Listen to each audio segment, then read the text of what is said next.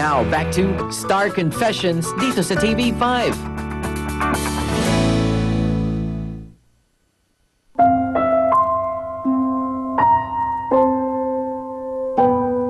Gumuho ang mundo ni April nang mawala sa ere ang programang napalapit na sa kanyang puso. Pero ang hindi niya inakala ay ang pagdating ng isang sorpresang bubulaga sa kanya. Ate, April. Kamusta ka na? Akin na yung bag mo, Benny. Tapos nanay, dali.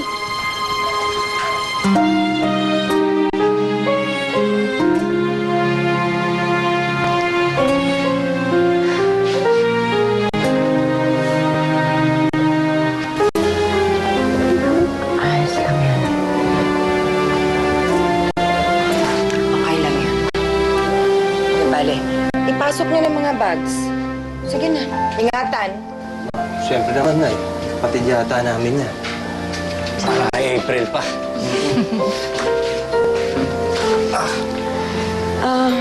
Meron tayong isang buwan para makahanap ng bahay.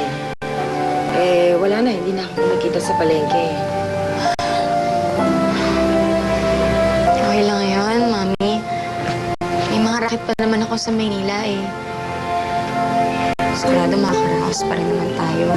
Oo naman. Hindi man ako nag-aalala tungkol doon. Ang sa akin nga, baka inadya na rin na mangyari to para matutukan ko naman kayo. Lalo na ikaw, maibalik ko yung mga pagkukulang ko sa'yo. Kaya ipakita ko naman sa'yo kung paano ang pagiging isang ina. Makabawi ako, April. Halagaan kita.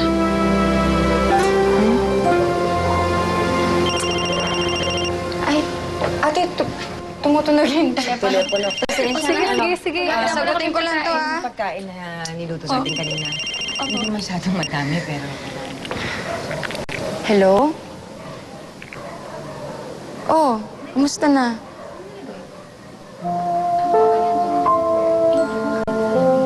Tina! Sigurado ba yan? Oh, sige, magkita tayo. Naku, salamat. Oh, sige. See you, bye-bye.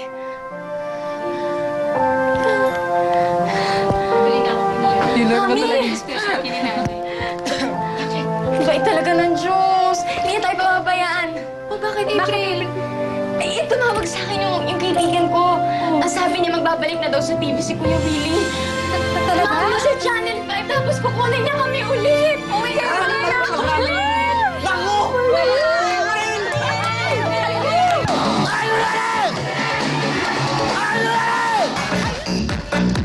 Wow, Nanay! 10,000 for you!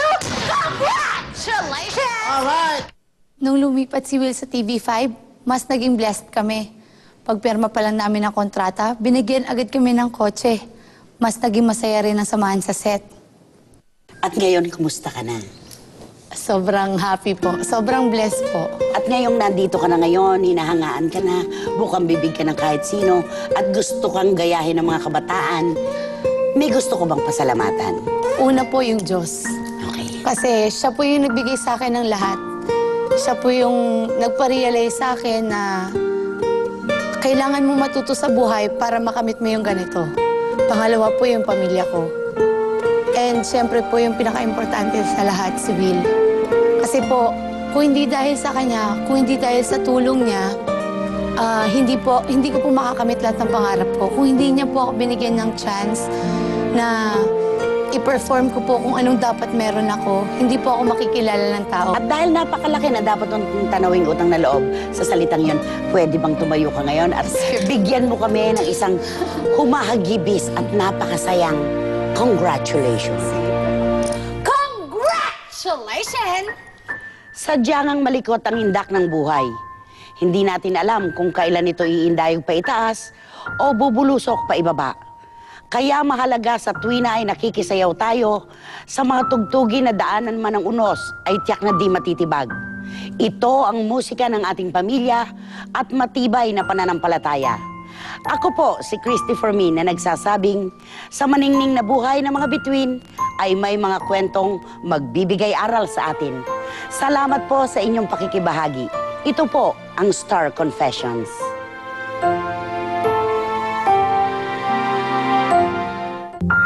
Yung binabalak mong pag-aaral sa college, kalimutan mo na yan. Puro ka gastos. Tingnan natin kung ano mangyayari sa'yo. Nay, may good news ako sa inyo. Ilang buwan na lang po, gagraduate na ang prinsesa niyo. Ikaw talaga, ingay-ingay mo. Teacher, Nakita mo yung may kausap ako doon, hindi ka na magkaintindihan. sorry. Mabuti pa, sumama ka sa akin sa radyo. Doon mo ibuhos yung ingay mo. Ha? Dahil hindi na sa inyo ang bahay na to. Totoo naman na, isinanla ang buong bahay. Sino ang tumubos ng bahay na to? Gusto ko pawis ko! Ang pinagtubos ko sa bahay na to, Tay! Tama na!